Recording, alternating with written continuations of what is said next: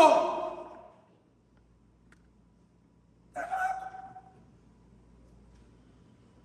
Se não, irmão, o que a gente vai fazer?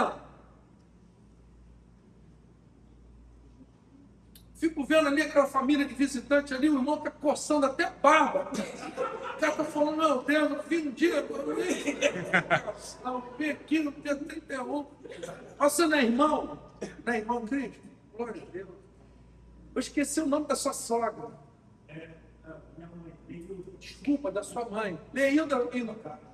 Vai até tocar para irmã do Denilson. Né? Sejam bem-vindos, querido. Louvado, bendito seja o nome do Senhor. Então, a gente fica, meu irmão, vendido. Eu fico vendido. Eu fico assim e falo assim.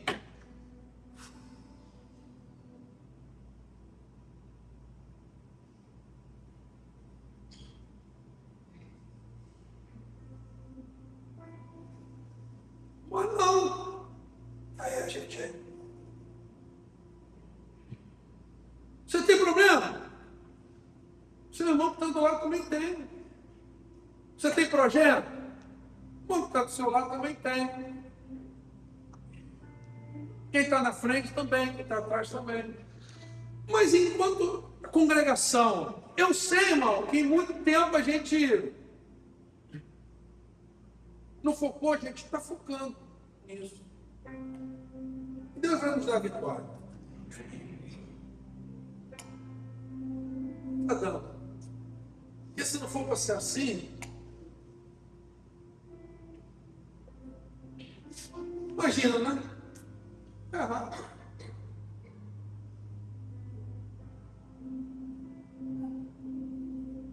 Ninguém aqui vai viver a obra de Deus sozinho, na plenitude do que Deus quer. Nós precisamos uns dos outros.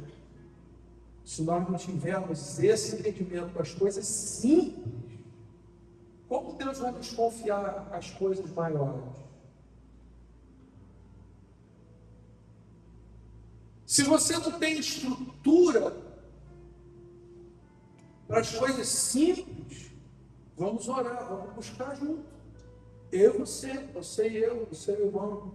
Porque se nós não fizermos isso, como Deus vai derramar as coisas de maior substância sobre nós que Ele quer derramar? Nós estamos cantando ninguém como o nosso Deus. Grandes coisas são por vir, grandes coisas vão acontecer nesse lugar. Irmão, o que Deus pode fazer nesse lugar, povo? O que você acha que Deus pode fazer nesse lugar?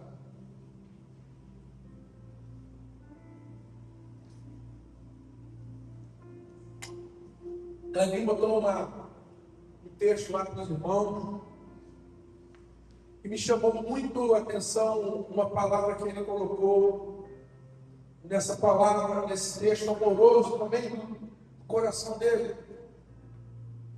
Ele colocou o imaginário. O que está no nosso imaginário? O que a gente pensa? Quando você canta, grandes coisas estão por vir, o que vem na tua mente? Quando você canta, grandes coisas vão acontecer aqui. Ou quando você diz, grandes coisas vão acontecer na minha casa, o que você imagina? Ou não imagina nada? Ou é vazio, é tudo branco? Às vezes a nossa mente, ela é tão fácil para se carregar de coisa ruim, negativa.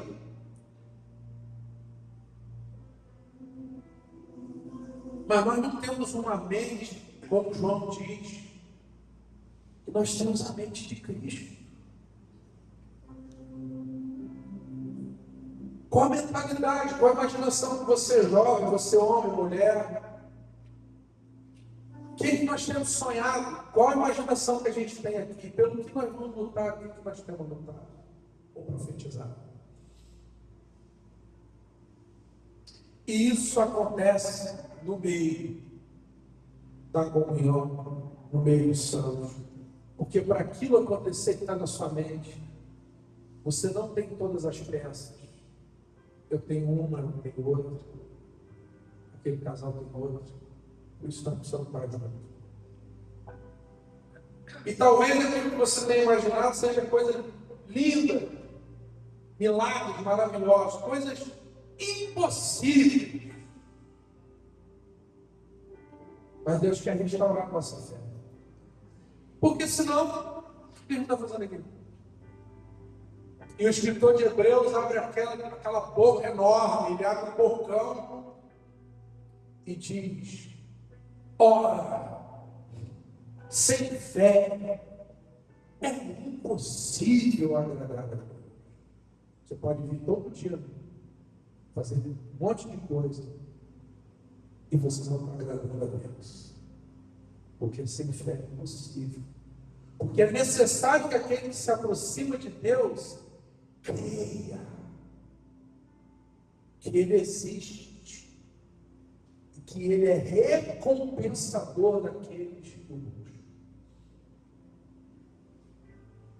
Irmão, às vezes a gente vai fazendo as coisas, o culto, coisa pronta. Foi isso que Jesus ficou irado lá no templo. Está todo mundo desligado, todo mundo pensando em outras coisas, cheio de mesa. Ninguém estava conectado. E o Senhor foi derrubando aquilo tudo, com as orraguidando, dizendo que a minha casa será chamada casa de oração para todos os povos. Mas vós a tendes transformado em covil. Irmãos, se nós estivermos aqui sem propósito, sem imaginário certo, a gente transforma isso aqui em qualquer outra coisa. É o que está acontecendo. Infelizmente a gente sabe disso. Em muitos lugares. Mas se nós estivermos unidos, conectados, é como nós cantamos, grandes coisas o Senhor vai fazer aqui. Ele vai dar, Ele vai fazer.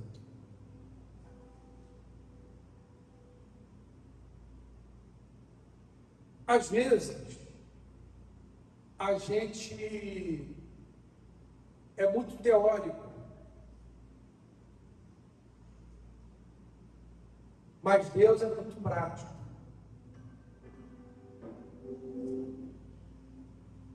E se você não praticar, se nós não praticarmos aquilo que nós estamos ouvindo, e dar ouvido, quem tem ouvido os outros. Própria primeira carta à igreja de Éfeso diz: pratica as primeiras aulas.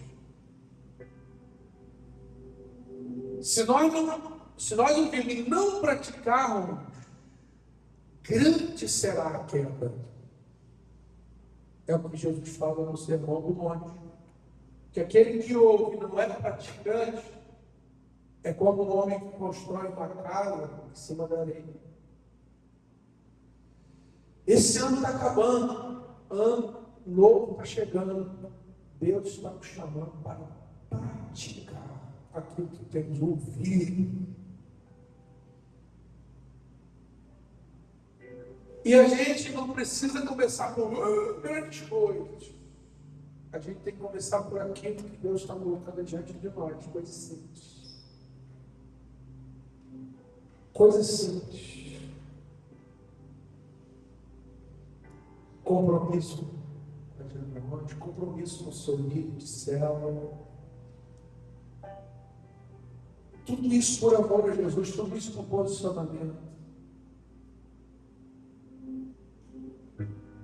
Compromisso com aquilo que está sendo definido, com aquilo que está sendo decidido, posicionamento, obediência. E sabe o que acontece? As coisas vão acontecendo. Às vezes a gente quer que aconteça para fazer. E na maioria das vezes a gente faz para acontecer.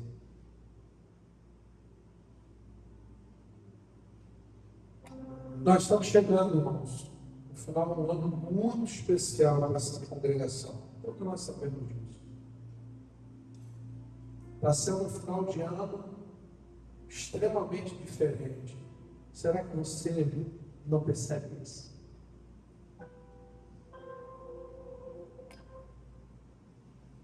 E onde você está nessa história? Quem sou eu, quem é você nesse tempo?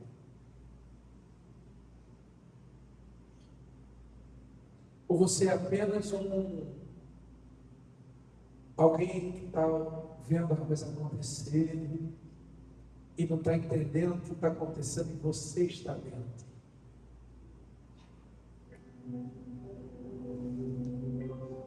E que resposta nós vamos dar?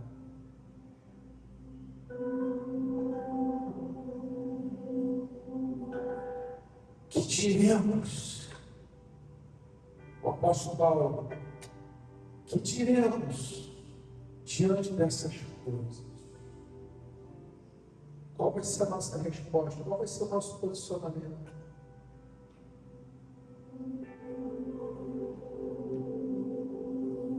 Eu sei que se nós estivermos posicionados, grandes coisas Deus vai fazer nesse lugar. E eu estou muito feliz, porque a gente está tendo a oportunidade de discernir isso, de entender essa direção de Deus, mas a gente precisa se ajudar, se comprometer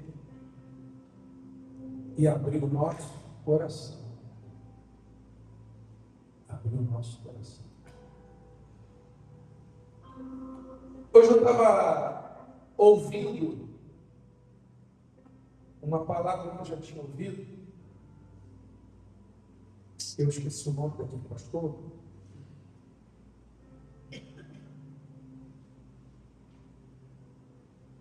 Ele falava assim que Deus às vezes ele é muito divertido. Qual que foi essa palavra? Engraçado. Porque Deus às vezes gosta de dar dom e capacidade para quem vai para o inferno.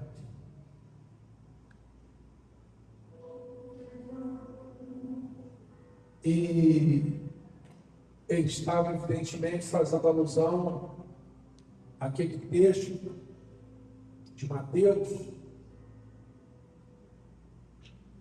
capítulo 7, né? Só para não.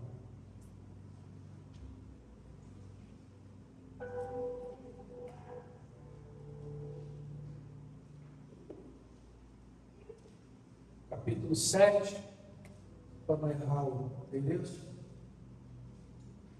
onde ele diz que muitos chegarão naquele dia, né? E vão dizer: Senhor, em teu nome, nós não curamos, nós não profetizamos. Eles poucos nós aí, né? Ele diz, verso 22, expulsamos demônio,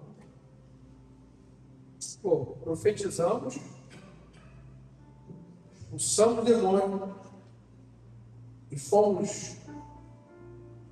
fizemos muitos milagres. Então, obrigado. Em teu nome, em teu nome, em teu nome. Aí ele direi abertamente, né? Não os conheço. Aí esse pastor estava falando da referência bíblica maior do falso profeta. Que é quem? Quem é o falso profeta mais conhecido da Bíblia? Balaão. Isso aí. E Balaão foi um profeta que não errou uma profecia. Tudo que ele profetizou aconteceu. Foi Balaão que falou, e nós usamos a palavra que Deus não é homem para que minta, nem filho do homem para que se arrependa. Foi Balaão. Era Balaão que tinha acessibilidade espiritual de conversar com os animais, conversou com a mula. E conversou de forma com um anjo, visão espiritual aberta. Foi Balaão que viu Jesus de longe, este eu vejo brotando, vejo de longe, subindo, o rebento da casa de Jessé.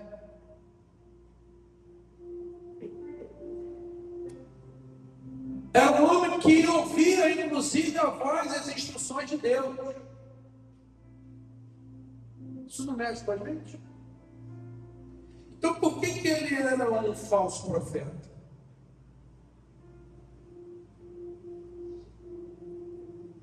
Porque, no fundo,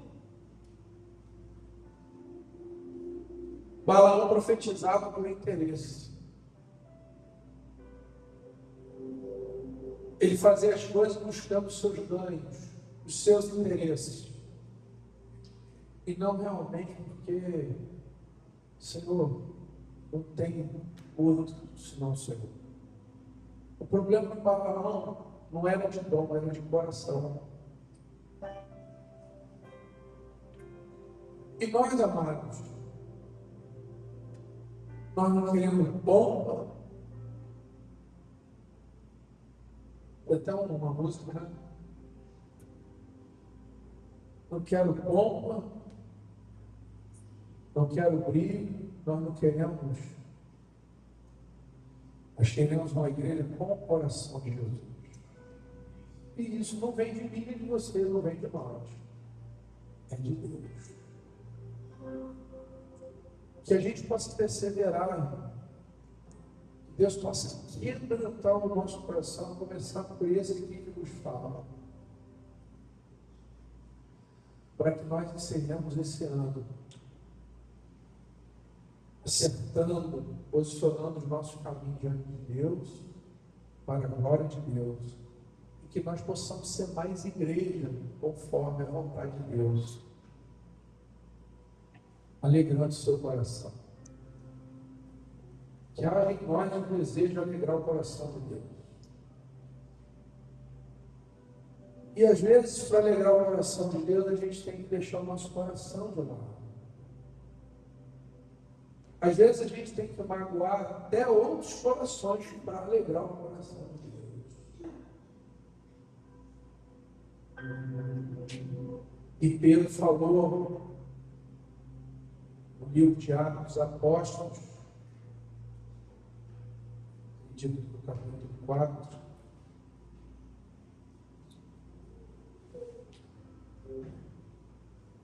ele diz: o que importa, o que é mais importante?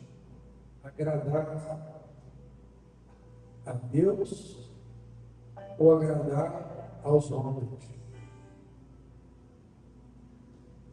Jesus disse que aquele que ama mais fulano, beltrano, ciclano, que a mim, não é digno de mim.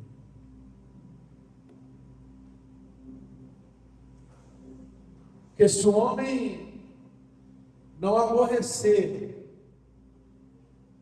a fulano, beltrano, ciclano, que se agarra até a sua própria vida por amor a mim, não pode ser meu discípulo.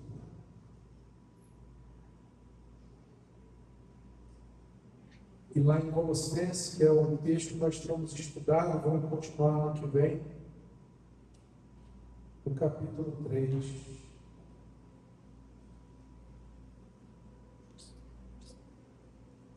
Já lá no finalzinho que nós falamos, no verso 17.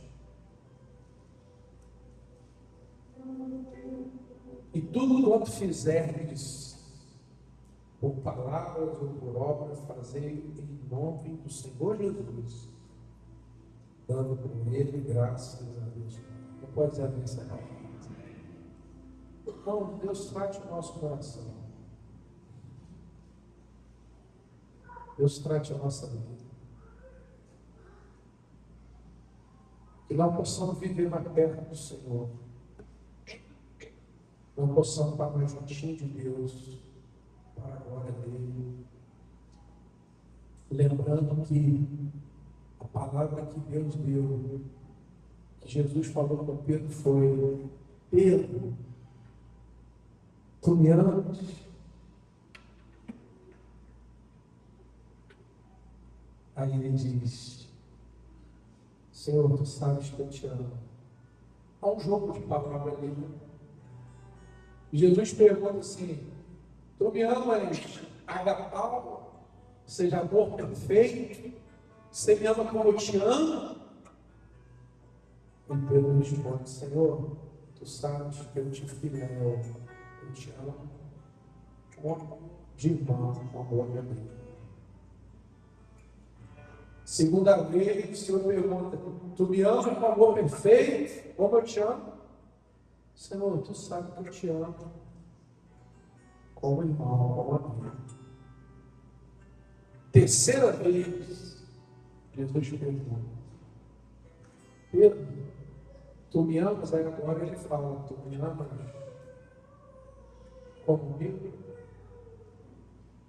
Aí Pedro fala: tu sabes de todas as coisas, tu sabes que eu te amo dessa forma. E das 3 vezes Jesus diz: não, cuida dos meus pequeninos. Tem gente para você cuidar, meu irmão.